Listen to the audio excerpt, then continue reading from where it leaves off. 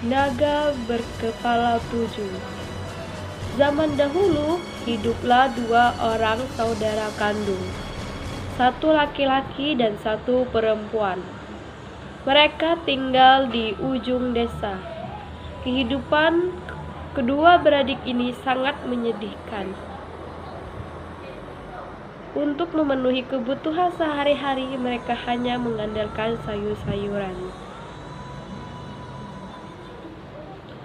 yang ada di perkarangan tempat tinggal mereka.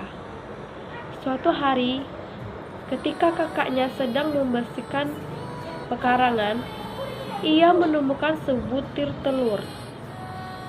Telur yang ditemukan kakaknya sangat besar dan panjang. Seumur hidup mereka belum pernah melihat telur sebesar itu. Akan kumasak telur ini dan akan kumakan, ucap kakaknya. Jangan kak, telur ini besar sekali. Bagaimana kalau telur ini telur naga? Ah, sudahlah, yang penting aku bisa kenyang, Dik. Kamu tidak usah ikut memakan telur ini. Kalau ada apa-apa, biar aku yang merasakannya. Bergegas kakaknya memasak telur tersebut. Setelah matang, langsung dimakannya. Selesai makan, ia merasa sangat kehausan. Ia terus minum untuk menghilangkan rasa hausnya. Malam harinya, kepala kakaknya berubah panjang. Panjang seperti kepala buaya. Badannya tumbuh sisik. Ia terus saja minum sampai air di rumahnya habis.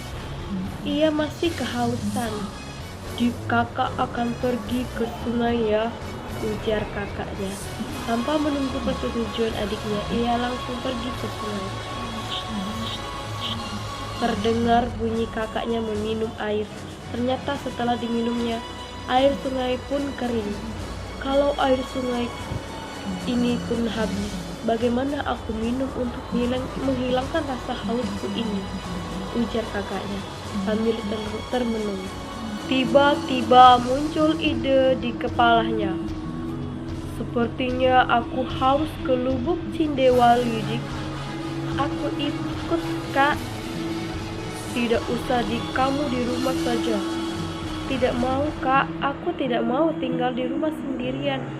Baiklah, kalau kau ingin ikut, sekarang naiklah kau ke kepalaku. Segeralah adiknya naik ke kepala kakaknya. Berangkatlah mereka bersaudara menuju ke Lubuk Cindewali. Sepanjang jalan adiknya memanggil-manggil. Mama, mama, kamu menebet. Yuk kape Lubuk Cindewali. Kakak ungkaiku jadi naga berkepala 7. Sesudah adiknya memanggil, tumbuhlah kepala naga menjadi 7. Di perjalanan, mereka pun bertemu dengan seseorang yang lagi memotong dahan pohon enau. Mama, mama, kamu menebong. Yuk kape Lubuk Cindewali. Kakak ungkaiku jadi naga berkepala 7. Mereka juga bertemu dengan seseorang yang sedang memotong dahan kayu. Mama, mama, kamu menutoy. Yuk kape Lubuk Cindewali. Kakak ungkaiku jadi naga kepala 7. Sepanjang jalan adiknya terus memanggil-manggil. Setahun berlalu, sampailah mereka di Lubuk Cindewali. Tiba di sana, kakaknya membangun mahaligai yang paling tinggi bertiang 4 untuk tempat tinggal adiknya. Dik, tanamlah pohon selasih ini. Kalau tanaman ini layu, berarti kakak sakit. Demikian juga kalau tanaman ini mati, berarti kakak juga telah mati, ujar kakaknya kepada adiknya.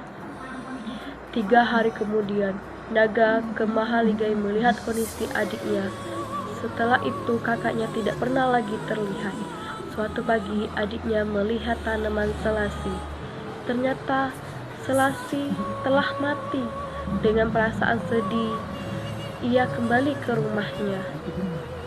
Di suatu tempat, Suatu hari, seorang laki-laki bernama Sirapanji melepaskan ayam. Tujuannya untuk mencari jodoh. Pergilah ayam yang dilepaskannya dan berhenti di rumah adik si naga.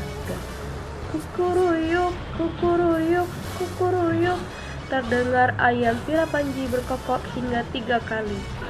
Suara ayam tadi sampai ke telinga Sirapanji. Ia mencari suara ayamnya, dan ia menemukan ayamnya di rumah adik si naga. Ia segera meminang adik naga dan dibawalah adik naga ke kerajaan. Di kerajaan raja mengundang semua warganya untuk merayakan pernikahan Sirapanji. Pernikahan pun dilaksanakan dengan sangat meriah. Setelah lama menikah, mereka dikaruniai 2 orang anak. Suatu hari Sirapanji jatuh dari pohon nangka. "Bapak jatuh," teriak anaknya. "Ah, tidak apa-apa, Nak, bapakmu jatuh, kakakku mati jadi naga di lubuk Cindewali." Ucapan adik naga ini ternyata didengar suaminya. Masuklah Sirapanji ke dalam rumah. "Rupanya engkau punya saudara ya, Dik?" tanya suaminya. "Iya, Kak." Setelah mengetahui istrinya mempunyai saudara, segera Sirapanji mengumpulkan anjing kumbang sebanyak 40 ekor dari hulu dan 40 ekor dari hilir. Anjing-anjing tadi diberinya makan garam. Setelah makan garam, anjing-anjing tadi ia bawa ke lubuk Cindewali. Sampai di lubuk Cindewali, laut itu pun kering. Putri menemukan tulang. Dia sangat yakin bahwa tulang yang ditemukannya di lubuk Cindewali adalah tulang kakaknya. Di bawahnya tulang yang diyakininya tulang kakaknya pulang ke istana.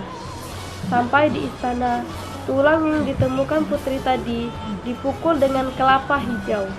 Selesai dipukul, tulang tadi menjelma menjadi kakak putri. 2 beradik ini sangat bahagia karena mereka bisa bertemu dan berkumpul kembali seperti dahulu. Terima kasih.